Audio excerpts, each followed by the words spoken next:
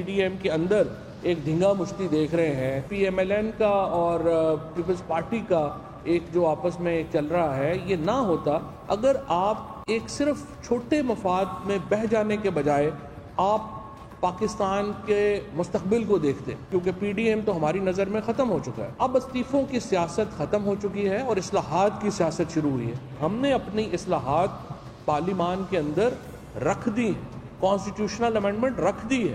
اگر اپوزیشن نے اس میں ترامیم چاہتی ہے, اپوزیشن اس کو بدلنا چاہتی ہے, وہ پارلیمنٹ کے اندر آئے اور اپنی تجاویز دے, اس کو تبدیل کر لیتے ہیں. پیپلز پارٹی نے سینٹ میں اپوزیشن لیڈر جو حکومتی اتحاد کے ووٹوں سے اپوزیشن لیڈرشپ حاصل کی ہے, وہ اصولی طور پہ غلط ہے. پی ڈی ایم کی بنیادی جدوجہد کے جو ہے وہ خلاف عمل ہے. آج بھی پیپلز پارٹی کے پاس وقت ہے کہ وہ اپنی اس غلطی کو تسلیم کرے اور یہ اپوزیشن لیڈرشپ جو ہے یہ پی ڈی ایم کی سربراہی میٹنگ میں اس کو آگے وڈرا کرے. اگر اس کا کلیم ہے کہ وہ اپوزیشن لیڈر بننا چاہتے ہیں سینٹ میں, تو اس کلیم کو پی ڈی ایم کے سامنے رکھے. پی ڈی ایم کی سربراہی میٹنگ جو فیصلہ کرے گی وہ پاکستان مسلم لیگ نون تسلیم کرے گی. السلام علیکم. پروگرام دو رائے کے ساتھ میں ہوں اسد رحیم خان. بات کریں گے وہ 11 سیاسی جماعتوں کی اتحاد جو پاکستان ڈیموکریٹک موومنٹ کہلائی جاتی ہے, اس کے مستقبل پر مزید سوالیہ نشان اٹھ کھڑے ہوئے ہیں. پاکستان پیپلز پارٹی اور عوامی نیشنل پارٹی کو پاکستان ڈیموکریٹک موومنٹ کی قیادت نے ایک طرح سے شو کاز نوٹس بھی کر دیا ہے کیونکہ وہ پچھلی اجلاس میں شرکت نہیں کر پائے. اب ایسا لگ رہا ہے کہ پیپلز پارٹی اور اے این پی کا پی ڈی ایم کے ساتھ چلنا مشکل ہے. پاکستان پیپلز پارٹی کے کو چیئر پرسن نے آج یہی کہا کہ سب کو آپس میں مل کر یہ حزب اختلاف کی سیاست کرنی چاہیے. جو چھوٹے چھوٹے اختلافات ہیں ان کو دور کرنے چاہیے. ساتھ میں انہوں نے مولانا فضل الرحمان صاحب کی قیادت پر بھی اعتماد کیا کہ کیونکہ وہ ایک منجھے ہوئے اور ایک ایکسپیرینس سیاستدان ہیں تو وہ اس طرح کی رکاوٹوں کو زیادہ بڑھنے نہیں دیں گے. لیکن دوسری جانب مسلم لیگ نواز کا بیانیہ بھی کافی زیادہ واضح ہے کہ کیونکہ پاکستان پیپلز پارٹی نے چیئرمین سینٹ کے انتخاب کے حوالے سے اور لیڈر آف دا اپوزیشن, خصوصی طور پر لیڈر آف دا اپوزیشن کے انتخاب کے حوالے سے بلوچستان عوامی پارٹی جو کہ حکومت وقت کی کولیشن پارٹنر ہے, اس کے ووٹ حاصل کیے تھے یوسف رضا گیلانی صاحب کو لیڈر آف دا اپوزیشن منتخب کرنے میں. تو اس بے اصولی کی وجہ سے پاکستان ڈیموکریٹک موومنٹ اب پاکستان پیپلز پارٹی سے رائے جدا کر رہی ہے. لیکن اگر وہ گیلانی صاحب کے کینڈیڈیچر کو وڈرا کر لیں اور مسلم لیگ نواز کے امیدوار کو تسلیم کر لیں اور بطور مسلم لیگ نواز کی قیادت اپنی بے اصولی کو تسلیم کر لیں, تو شاید پاکستان ڈیموکریٹک موومنٹ ایک بار پھر متحد ہو پائے گی. اس سب پر ہم بات کریں گے سینئر کالم نگار, سینئر تجزیہ کار مظہر صاحب کے ساتھ اور سینئر تجزیہ کار پل ڈیٹ کے ہیڈ احمد بلال محبوب صاحب. بہت بہت شکریہ شو میں شامل ہونے کا, اپنا قیمتی وقت دینے کا. مظہر صاحب, اگر آپ سے آغاز کریں سر, پاکستان پیپلز پارٹی کی پوزیشن تو کلیئر ہے. Peoples Party is the largest opposition party in the senate اور اصولاً یہی بنتا تھا کہ ان کا اپنا امیدوار لیڈر آف دا اپوزیشن تقرر ہو. آپ کس طرح دیکھتے ہیں مظہر صاحب؟ اس پارٹی کا اوور آل آرگومنٹ گیلانی صاحب کے حوالے سے کمزور ہے. اگر یہ آرگومنٹ مان لیا جائے کہ سینٹ میں میجورٹی پارٹی جو ہے اپوزیشن کی وہ پیپلز پارٹی ہے, تو قومی اسمبلی میں پھر میجورٹی پارٹی کون تھا؟ ادھر مسلم لیگ نون تھی. تو کیا پھر یوسف رضا گیلانی کو امیدوار ہونا چاہیے تھا یا نہیں ہونا چاہیے تھا؟ پھر جب یوسف رضا گیلانی صاحب سینیٹر منتخب ہو گئے تو پھر یہ بات آئی کہ وہ چیئرمین سینٹ کے امیدوار بنیں گے, اور ظاہر ہے پیپلز پارٹی نے تو نون لیگ نے اس چیز کو تو اپوز نہیں کیا کہ وہ سینٹ کے چیئرمین نہ بنے. نون لیگ ان کو ووٹ دینے کو تیار تھی اور ڈپٹی چیئرمین کے لیے مولانا غفور حیدری راضی ہو گئی تھی. جبکہ مولانا غفور حیدری کی جو سلیکشن تھی اس میں بھی پیپلز پارٹی نے یہ شروع میں یہ اعتراض کیا تھا کہ جے یو آئی کے جو شروع میں امیدوار کا نام آیا تھا وہ حافظ حمداللہ تھے. لیکن پیپلز پارٹی کے لوگوں نے یہ بات کی کہ حافظ حمداللہ کے اوپر جو ہے شاید پیپلز پارٹی کی خواتین سینیٹر ووٹ نہ دیں ان کو. لیکن غفور حیدری صاحب کے معاملے میں بھی یہی ہوا کہ پیپلز پارٹی کے لوگوں نے ووٹ نہیں دیے، اور اس بات کو خود فرت اللہ بابر صاحب نے سینٹ میں یہ بات کی کہ ہو سکتا ہے کہ ہمارے کچھ لوگوں نے، پھر جب جس چیز کی شاہد خاقان عباسی صاحب بات کہہ رہے ہیں، اس میٹنگ کو پیپلز پارٹی کمپلیٹلی ڈینائی نہیں کر رہی، یعنی جہاں یہ طے ہوا کہ چیئرمین سینٹ کون ہوگا، ڈپٹی چیئرمین سینٹ کون ہوگا، وہاں راجہ پرویز اشرف صاحب یہ کمٹمنٹ بھی کر کے آئے کہ لیڈر آف دی اپوزیشن اس صورت میں کون ہوگا۔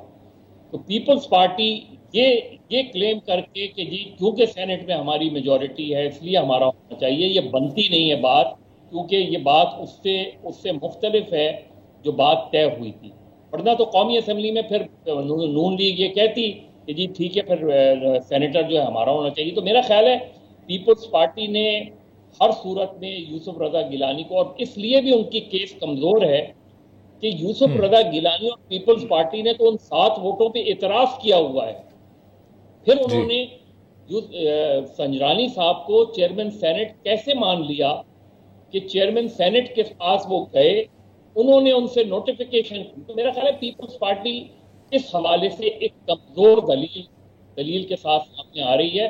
باقی اس کی پالیٹکس جو ہے وہ سینٹ، آپ پی ٹی ایم کے اوور آل پالیٹکس دیکھیں تو اس میں بہت سی چیزیں ان کی درست ہیں، بہت سی چیزیں غلط ہیں۔ بالکل ٹھیک۔ یہ میں ذرا اگر احمد بلال محبوب صاحب کی بھی رائے شامل کر لوں۔ احمد بلال محبوب صاحب، جو ابھی مظہر صاحب نے بات کی پاکستان پیپلز پارٹی کے اس پچھلے کردار کے حوالے سے، اور بڑا انہوں نے کمپریہنسولی ایکسپلین کیا کہ اختلافات کی بنیادی وجہ کیا رہی۔ اب جب پاکستان پیپلز پارٹی ایک بار پھر کہتی ہے کہ ہم سب کو متحد رہنا چاہیے اور آپس میں مل کر اس حکومت کے خلاف کارروائی کرنی چاہیے، ورنہ اگر متحد نہ ہوں تو ہم صاف میدان دے رہے ہوں گے، تو اس بیانیے کو دہرانا ان تمام اختلافات کے باوجود آپ کو کیا لگ رہا ہے سر کہ پی ڈی ایم میں ابھی بھی پیپلز پارٹی کی جگہ ہے؟ میرے خیال میں یہ جو چند فوری امیڈیٹ پاسٹ میں جو چیزیں ہوئی ہیں، مثلا یہ قائد حزب اختلاف کا معاملہ، اگر صرف اسی کو ہی ریزالو کر لیا جائے تو میرے خیال میں پی ڈی ایم میں جگہ بن سکتی ہے۔ بڑی شکایت تو یہی ہے نا، باقی استعفوں کے معاملے میں تو پی ایم ایل این کے موقف میں بھی کو بہت جان نہیں ہے، اور خود پی ایم ایل این کے اندر بھی بہت سے لوگ اس موقف سے اختلاف کرتے ہیں۔ میرے خیال میں یہ پریکٹیکل بھی نہیں ہے، تو اس میں اگر پیپلز پارٹی کے موقف کو مان لیا جائے اور پیپلز پارٹی اگر کسی طریقے سے حزب اختلاف کے قائد حزب اختلاف سینٹ کے معاملے میں مطمئن کر لے لوگوں کو، تو پھر یہ اتحاد چل سکتا ہے۔ لیکن اگر یہ قائد حزب اختلاف کے معاملے کو بھی ریزالو نہیں کرتے اور باقی چیزیں بھی اپنی جگہ موجود رہتی ہیں، تو پھر مجھے نہیں لگتا کہ ساتھ چل پائیں گے، کیونکہ یہ بد اعتمادی کی جو فضا پیدا ہو گئی ہے، یہ کسی بھی تحریک کو، کسی بھی الائنس کو اکٹھے ساتھ چلانے کے لیے جو بہت ضروری ہوتی ہے، وہ اس وقت نہیں نظر آ رہی۔ تو جب آپ مڑ مڑ کے دیکھ رہے ہوں گے اپنے کندھے کے پیچھے سے کہ کوئی کیا کر رہا ہے، تو ایسے میں آپ اکٹھے کیسے چل سکتے ہیں؟ بالکل ٹھیک سر، اسی پر وقفہ لیں گے، وقفے کے بعد گفتگو جاری رہیے گا ہمارے ساتھ۔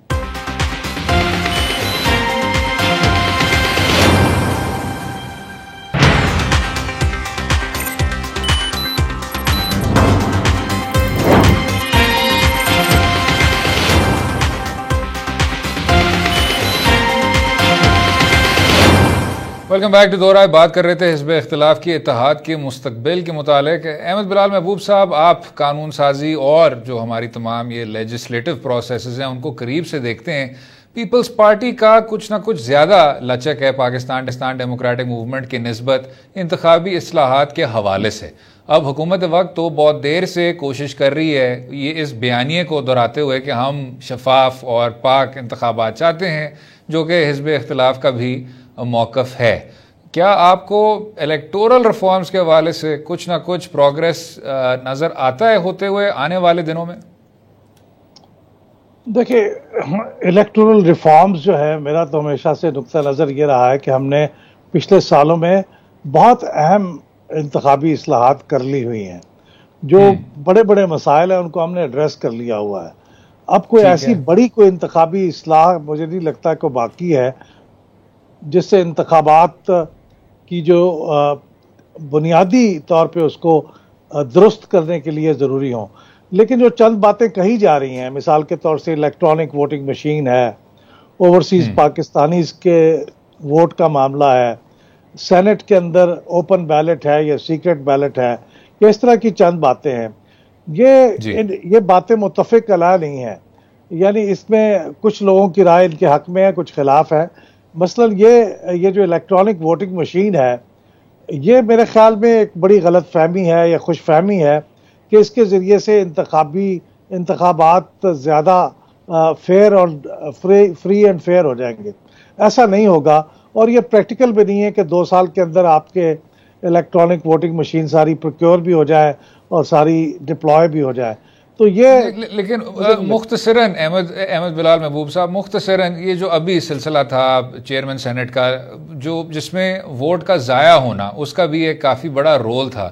کیا الیکٹرانک ووٹنگ مشین سے یہ چیز تو ختم ہو جائے گی سر؟ نہیں، دیکھیے جو جنرل الیکشن ہوتے ہیں ان کے اندر جو ضائع شدہ ووٹ ہے وہ ہمارے ہاں پہلے بھی بہت زیادہ نہیں ہوتے، لیکن یہ بات صحیح ہے کہ جتنے بھی پرسنٹیج ہوتی ہے، اگر الیکٹرانک ووٹنگ مشین آ جائے تو اس کے اندر پھر تقریباً 0% امکان ہے کہ کوئی ووٹ ضائع ہو.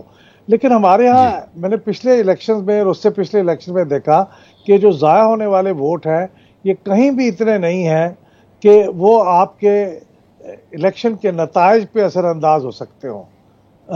یعنی یہ اگر 1-2 جگہ پہ ہوا بھی ہے تو وہ بہت ہی معمولی سا کیس ہے.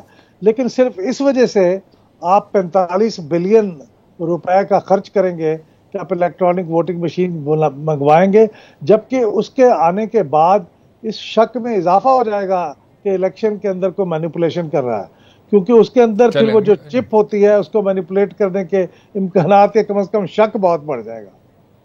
چلے میں اس پر سے ذرا واپس آنا چاہوں گا. یہ آپ نے کافی دلچسپ نکات اٹھائے ہیں الیکٹرانک ووٹنگ مشینز کے حوالے سے. مظہر باز صاحب، آپ نے بھی سر ایک بہت انٹرسٹنگ بات کی پچھلے جواب میں کہ پاکستان ڈیموکریٹک موومنٹ ایک طرح سے نان سٹارٹر تھی. وہ کیوں سر؟ کیا ایسا نہیں ہو سکتا تھا کہ اپنے جو بنیادی اختلافات تھے ان کو برج کرتے ہوئے حکومت وقت کو ایک مشکل وقت دیا جا سکتا تھا؟ دیکھیے 2.5 سال بعد اگر آپ اس بیانیے کی بنیاد پہ تحریک چلائیں گے کہ جی یہ 2018 کے الیکشن رگ تھے اور آپ خود ان 2.5 سالوں میں اس پارلیمنٹ کا حصہ رہیں گے، تو پھر یہ بیانیہ بنتا نہیں ہے. اور اس کی بنیاد پہ آپ عمران خان کا استعفیٰ جو ہے وہ اس طرح ڈیمانڈ کریں گے تو یہ آپ اپنے اس موقف کو نگیٹ کریں گے جو 2014 میں آپ نے اختیار کیا تھا. یہاں بنیادی طور پہ اس لیے میں اسے نان اسٹارٹر کہہ رہا ہوں. اگر آپ اس کی بنیاد پہ عمران خان کو ہٹانا ہے تو ان کے خلاف ووٹ آف نو کانفیڈنس لا کے ہٹا دیں. اس وقت سب تحریک کے لیے تیار ہو گئے تھے. تو اس لیے جو انہوں نے موقف اختیار کیا وہ کمزور تھا. جے یو آئی نے ضرور 2018 سے جے یو آئی کا موقف یہ تھا کہ جی جا کے اوتھ ہی نہیں لینا چاہیے ہم کو. تو میرا خیال ہے اس وجہ سے اس کو نان اسٹارٹر میں سمجھ رہا ہوں. ابھی جو احمد بلال صوفی صاحب بات کہہ رہے ہیں، یہ احمد صاحب یہ جو بات ہے الیکٹورل ریفارمز کی، دیکھیں پاکستان میں الیکشن کراتا کون ہے؟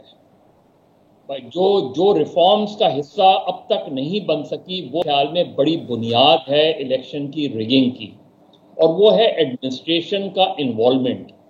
جو ایڈمنسٹریشن انوالوڈ ہوتی ہے، آپ دیکھ لیں چاہے بائی الیکشن دیکھ لیں یا جنرل الیکشن دیکھ لیں، وہ اسٹاف الیکشن کمیشن کے کنٹرول میں نہیں ہوتا.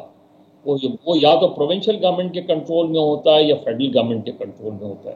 الیکشن کمیشن کی پاور ضرور ہوتی ہیں، لیکن چاہے ڈپٹی کمشنر ہو، چاہے ادھر کا علاقے کا ایس پی ہو، الیکشن کمیشن کا اپنا مین پاور ہونا چاہیے الیکشن کروانے کے لیے. ایڈمنسٹریشن جب بھی آپ چاہے ٹیچرز اٹھا لیں، گورنمنٹ امپلائیز اٹھا لیں، ان کو جب بھی آپ لگائیں گے وہ کہیں نہ کہیں مینیپولیشن. دوسرا جو الیکشنز یہاں پاکستان میں مینیپولیٹ ہوتے ہیں وہ الیکشن کے دن نہیں ہوتے، وہ الیکشن سے پہلے ہوتے ہیں، الیکشن کے بعد ہوتے ہیں. تو میرا خیال ہے آپ جتنی بہترین بہت اچھی ریفارمز کی ہیں جو صوفی صاحب بات کہہ رہے ہیں، اس میں کوئی شک نہیں ہے. الیکشن کمیشن جی بہت امپاور ہے، بہت زیادہ اگر وہ اپنی پاور اسرٹ کرے تو الیکشن کمیشن بہت بہتر نتائج دے سکتا ہے. لیکن جو آپ کے یہاں الیکشن پولیٹیکل انجینئرنگ ہوتی ہے وہ یا تو الیکشن سے پہلے ہوتی ہے یا الیکشن کے بعد ہوتی ہے. صاحب بس ابھی اسی پر سر ذرا وقفہ لیں گے، وقفے کے بعد گفتگو جاری رہے گی. Stay with us. Welcome back to Do Raaye. بات کر رہے تھے حزب اختلاف کے مستقبل کے متعلق، لیکن اب اگر حکومت وقت کے بارے میں بھی کچھ ڈسکشن ہو جائے اور ساتھ میں جو 2.5 سال باقی ہیں اس میں پی ٹی آئی حکومت نے کیا لائحہ عمل طے کیا ہے. احمد بلال محبوب صاحب، آپ نے دیکھا حماد اظہر صاحب کو فائنانس منسٹری کا چارج دے دیا گیا، لیکن اب جو یہ سارا ای سی سی کا سلسلہ ہوا کہ بحیثیت ای سی سی کے ہیڈ کاٹن کا، چینی کا ہندوستان سے امپورٹ کرنے کا فیصلہ منظور ہو گیا، لیکن پھر جب ای سی سی کے فیصلے کابینہ کے پاس جاتے ہیں منظوری کے لیے تو وہاں نہ صرف اختلاف ہوا، لیکن ساتھ میں ایک اور سوال بھی کھڑا ہو گیا کہ کیا وزیر اعظم عمران خان صاحب نے بحیثیت کامرس وزیر، تجارت وزیر اس کی منظوری دے دی اور پھر اس کے بعد کابینہ کی سطح پہ اسی فیصلے کو واپس لے لیا. کیا رائے رکھتے ہیں؟ دیکھیے، اس سے ایک بات تو بڑی کھل کے بڑی واضح طور پہ سامنے آتی ہے کہ حکومت کے اندر جو اپنے معاملات ہیں کوآرڈینیشن کے اور اس کے اوپر غور و فکر کے اور ایک بڑا کنسیڈرڈ ڈیسیژن لینے کے، وہ بہت کمزور ہے. اب دیکھیے، یہ جو ایسا فیصلہ ہے یہ صرف اکنامک کوآرڈینیشن کمیٹی کے اندر ہی نہیں ہونے والا. یہ تو اتنا بڑا فیصلہ ہے کہ اس کو جب تک آپ وزارت خارجہ کو آن بورڈ نہ لیں، جب تک آپ اپنے سیکیورٹی ایجنسیز کو پوری طرح آن بورڈ نہ لیں اور ان کے ساتھ ایک اتفاق رائے نہ پیدا ہو، اس وقت تک آپ یہ فیصلہ نہیں لے سکتے. لیکن یہ بہرحال فیصلہ لیا گیا اور بظاہر ایسے لگتا ہے کہ ان کے ساتھ کنسلٹیشن نہیں ہوئی. اس کا مطلب یہ ہے کہ حکومت کے اندر کوئی چیز سیریسلی مسنگ ہے. یہ بہت معمولی بات نہیں ہے، یہ بہت سیریس بات ہے. اور پھر اس کی جو تعویلیں کی جا رہی ہیں کہ وزیر اعظم جو ہے وہ بطور وزیر تجارت وہ اس کے حق میں تھے، لیکن پھر وہ بطور وزیر اعظم اس کے خلاف ہو گئے، یہ اتنی فنی بات ہے اور اتنا حکومت کو ڈسکریڈٹ کرنے والی یہ کلیریفیکیشن بھی اس سے زیادہ ڈسکریڈٹ کرتی ہے جتنا یہ فیصلے کو واپس لیا جانا ہے. تو اس کا مطلب ہے کہ حکومت کے اندر وزارتوں کو کوآرڈینیٹ کرنے کے لیے جس گلو کی ضرورت ہے وہ بنیادی طور پہ کوئی مسنگ چیز ہے، اور یہ ہمیں بار بار دیکھنے میں آ رہا ہے اور یہ اس فیصلے سے خاص طور پہ سامنے آیا ہے. تو جب تک یہ چیز درست نہیں ہوتی، جب تک جو بیوروکریٹک سطح پہ ایسے کوئی اسمارٹ لوگ موجود نہیں ہوتے جو ان چھوٹی چھوٹی چیزوں کا خیال رکھیں اور توجہ دلائیں، اور کچھ عمران خان صاحب بھی میرے خیال میں خود جو اپنی پوزیشن ہے، جو پوزیشن لینی ہوتی ہے، اس کو ذرا تھوڑا سا کنسلٹیٹو بنائیں اور وہ صرف اپنی بات کو اسرٹ نہ کریں، تاکہ لوگوں کے اندر حوصلہ ہو کہ وہ ان کے سامنے آواز اٹھا سکیں، انہیں بتا سکیں کہ فیصلہ درست نہیں ہے، اس کو نہ کیا جائے. لیکن فیصلہ ہو جاتا ہے پھر بعد میں بدلنا پڑتا ہے. ٹھیک. مظہر عباس صاحب، وزارت خزانہ کے متعلق بھی اس طرح کی کنفیوژن تھی. پہلے اسد عمر تھے، اس کے بعد قلمدان واپس لے لیا گیا اور حفیظ شیخ صاحب کو دے دیا گیا. حفیظ شیخ صاحب کے بعد اب 2.5 سال میں تیسرے وزیر خزانہ حماد اظہر صاحب ہیں. لیکن شروع میں سر بتایا گیا ہمیں کہ حکومت کا پورا اعتماد تھا حفیظ شیخ صاحب پر، ان کے سینٹ کا انتخاب ہارنے کے باوجود. لیکن پھر غیر حتمی رپورٹس کے مطابق ان کو ہٹا دیا گیا انفلیشن کی وجہ سے، مہنگائی کی وجہ سے. اس پروگرام پر سر خصوصی معاون اطلاعات رؤف حسن صاحب نے کہا کہ یہ رپورٹس غلط تھیں، انفلیشن کی بات نہیں تھی. بات یہ تھی کہ عدالت عالیہ یہ فیصلہ کر چکی تھی کہ بحیثیت ایک مشیر حفیظ شیخ صاحب اس طرح کے فنکشنز نہیں ایکسرسائز کر سکتے تھے جو کہ ایک منتخب آدمی ایکسرسائز کر سکتا تھا. حماد اظہر صاحب جو کہ لاہور سے منتخب ہوتے ہیں ایک فل فلیجڈ وفاقی وزیر ہوں گے. آپ اس تمام معاملے کو کس طرح دیکھتے ہیں مظہر عباس صاحب؟ دیکھیے، اس حکومت کا سب سے بڑا مسئلہ یہ ہے کہ یہ تبدیلی کے نعرے پہ آئی تھی اور سب سے زیادہ تبدیلیاں یہ اپنے ہی اندر کرتے رہتے ہیں. ایک وزیر کو ہٹایا، دوسرے وزیر، تین وزیر خزانہ تبدیل ہو چکے ہیں، 3 وزیر اطلاعات تبدیل ہو چکے ہیں، پنجاب میں 4 آئی جی تبدیل ہو چکے ہیں، پنجاب میں 5 چیف سیکرٹری تبدیل ہو چکے ہیں، اور یہ آپ پوری لسٹ اٹھا لیں آپ کو اندازہ ہو جائے گا. اور جب آپ اتنی تبدیلیاں کرتے ہیں تو پھر آپ کی گورنمنٹ سیٹل نہیں ہو پاتی، پھر آپ کی بیوروکریسی سیٹل نہیں ہو پاتی، اس لیے کہ کسی افسر کو نہیں پتا، کسی وزیر کو نہیں پتا کہ وہ آج ہے وہ اپنے کسی ویژن کے لحاظ سے وہ اپنی کوئی پالیسی بناتا ہے تو وہ کل رہے گا یا نہیں رہے گا۔ اب یہ جو ایشو ہے یہ بڑا انٹرسٹنگ ایشو ہے کہ ای سی سی میں وہ کون سے لوگ تھے، کیونکہ اس کا بھی نہیں پتہ چلا وہ کون سے لوگ تھے جنہوں نے یہ پروپوزل تیار کی، اور ظاہر ہے ان کا کوئی ریشنل ہوگا نا جب وہ یہ پروپوزل تیار کر رہے ہیں، اور انہیں بھی وہ آفٹر آل وہ اکنامک ایکسپرٹس ہوں گے، ان کے ذہن میں بھی یہ ہوگا کہ جب ہم یہ بات کریں گے کہ بھارت کے ساتھ تجارت شروع کرنی چاہیے اور ان چیزوں کی ضرورت ہے، تو کوئی ریشنل سامنے رکھ کے کیا ہوگا نا، اس کا ابھی پتہ نہیں چل رہا کہ وہ کیا ریشنل تھا اور اس کو کیوں سامنے انہوں نے اس چیز کو کنسیڈر نہیں کیا۔ انہوں نے غالباً اور پھر عماد اظہر صاحب نے آ کے اس فیصلے کو ڈیفینڈ کیا، اس کی توجیحات پیش کی کہ کیوں ہم یہ فیصلہ کرنے، یہ ای سی سی نے یہ فیصلہ کیا ہے۔ اب ہمارے یہاں اکثر حکمرانوں کا شاید ایک دو حکمراں ایسے گزرے ہیں کہ جو سمریز کو پڑھتے تھے، جو فائلوں میں نہ صرف فائلیں پڑھتے تھے بلکہ ان کو اس پہ نوٹ بھی لکھتے تھے۔ اب مجھے نہیں پتا کہ عمران خان صاحب نے واقعی وہ سمری پڑھی بھی تھی یا نہیں پڑھی تھی، یا انہوں نے صرف بغیر پڑھے سائن کر دیے تھے اور بعد میں وہ یہ کہنے لگے کہ مجھے تو پتہ ہی نہیں تھا۔ ہم نے تو پرویز مشرف صاحب کے اوپر جو کتاب لکھی گئی اس کے بارے میں خود پرویز مشرف نے کئی جگہ انٹرویوز میں کہا کہ اس میں بہت سی چیزیں کیونکہ کسی اور صاحب نے لکھی تھی، وہ بھی ہمارے دوست ہیں، تو انہوں نے کہا انہوں نے لکھ دی ہوگی اس طرح کی باتیں۔ تو جب آپ کے رولرز کا انداز ایسا ہو تو پھر یہ بڑی سنگین غلطیاں ہوتی ہیں۔ اب اس سے جو شرمندگی ہوئی ہے وہ شرمندگی ہر لیول پہ ہوئی ہے۔ اب اس میں کیا جب ای سی سی کا فیصلہ اناؤنس ہوا تو اس کے بعد کیا پریشر آیا گورنمنٹ کے اوپر، کیونکہ اس سے پہلے ہم نے بہت سے اقدامات دیکھے جس سے یہ پتہ چلنے لگا کہ شاید ہندوستان کے ساتھ آپ کے تعلقات بہتر ہونے کی طرف کچھ اقدامات اٹھائے جا رہے ہیں، چاہے آپ جو بارڈر والی سچویشن اٹھا لیں یا اس کے بعد دیگر ایک دم یکایک چیزیں آنے لگیں، حتیٰ کہ یہ بھی آنے لگا کہ انڈیا تیار ہو گیا ہے کرکٹ ویزے دینے کو پاکستانیوں کو، اور پاکستان کی ٹیم شاید T20 ورلڈ کپ کے لیے جا سکے۔ یہ ساری باتیں جب آئیں تو اس کے بعد پھر یہ فیصلے کا آنا تو لوگوں نے اس کو اس لحاظ سے دیکھا کہ شاید ویزا وی انڈیا ہمارے تعلقات اب جو ہے وہ بہتری کی طرف جا رہے ہیں۔ تو میرا خیال ہے ٹوٹل کنفیوژن نظر آتا ہے گورنمنٹ کا ایٹ آل لیول۔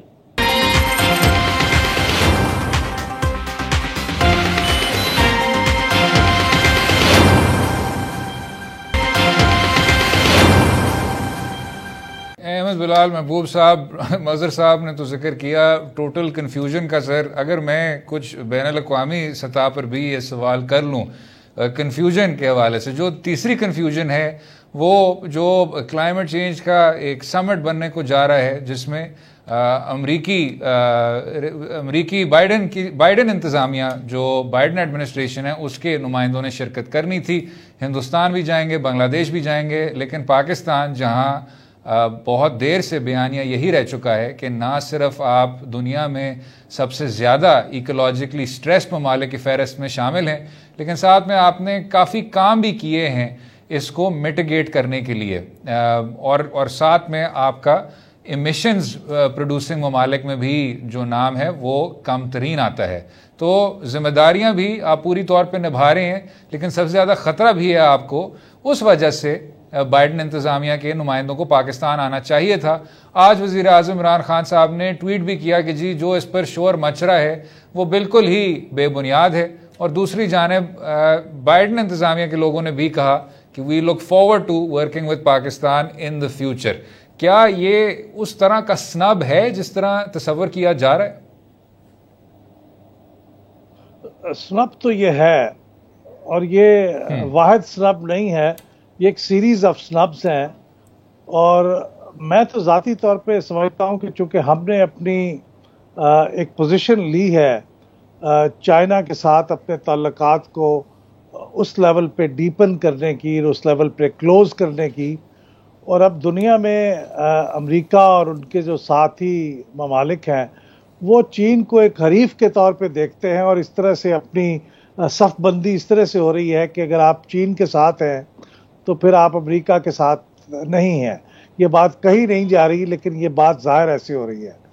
تو میں سمجھتا ہوں کہ یہ پاکستان کو ایک لحاظ سے یہ باور کرانے کے لیے کہ اب آپ اتنے اہم نہیں ہیں، آپ کو ایک یاد دلانے کے لیے، آپ کی پوری طرح سے آپ کو یہ رجسٹر کرانے کے لیے کہ آپ نے جو پوزیشن لی ہے اس کی ایک قیمت ہے جو آپ کو ادا کرنی پڑے گی، تو یہ کیا جا رہا ہے. بلکہ کچھ لوگ تو برطانیہ کے بھی جو حالیہ فیصلہ ہے آپ کو ریڈ کنٹریز میں شامل کرنے کا، اس کو بھی اس سے جوڑتے ہیں کہ اس کا تعلق بھی کوئی یہ صحت کے معاملات سے نہیں ہے، یہ جیو پالیٹکس سے ہے.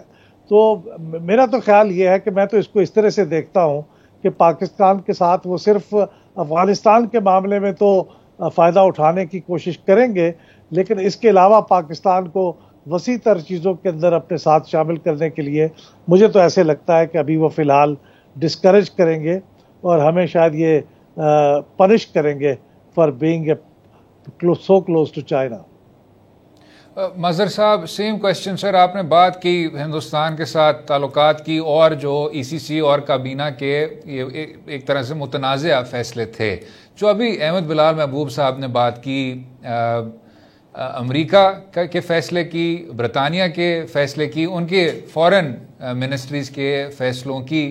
سر، اس حکومت کی تعریف کی جاتی تھی کہ فورن منسٹری کے حوالے سے ایک طرح سے جو ان کی کارکردگی تھی وہ مثبت تھی، لیکن اس پچھلے ہفتے میں کافی زیادہ سیٹ بیکس دیکھنے کو ملی. آپ کیا کہتے ہیں مظہر صاحب؟ دیکھیے، جو ایڈمنسٹریشن میں امریکہ میں تبدیلی آئی ہے، اس کے اب تک پاکستان کے حوالے سے کوئی بہت مثبت اشارے نہیں ملے. حالانکہ سارے لوگ ایکسپیکٹ کر رہے تھے کہ جو بائیڈن گورنمنٹ ہے وہ بڑی مختلف ہوگی vis a vis Pakistan as compared to Donald Trump کی جو حکومت تھی. لیکن ہو سکتا ہے مجھے یاد نہ ہو، لیکن مجھے یاد نہیں پڑ رہا کہ جب سے یہ بائیڈن پریزیڈنٹ بنے ہیں کیا پرائم منسٹر اور پریزیڈنٹ یونائٹڈ اسٹیٹس کی کوئی بات ہوئی ہے ابھی تک. میرا نہیں خیال کہ کوئی بات نہیں ہے. اور یہ بڑی سگنیفیکنٹ بات ہے کہ کئی مہینے ہو چکے ہیں لیکن ایک ٹیلی فونک کانورسیشن تک نہیں ہو پائی اس میں. اب اس کے بعد جو چیزیں ہو رہی ہیں، اب یہ میں سمجھتا ہوں کہ عمران خان کا میں آج ٹویٹ بھی دیکھ رہا تھا، یہ امپورٹنٹ بات ہے کہ کلائمیٹ اس میں میرا خیال ہے زیادتی امریکہ کر رہا ہے پاکستان کے ساتھ.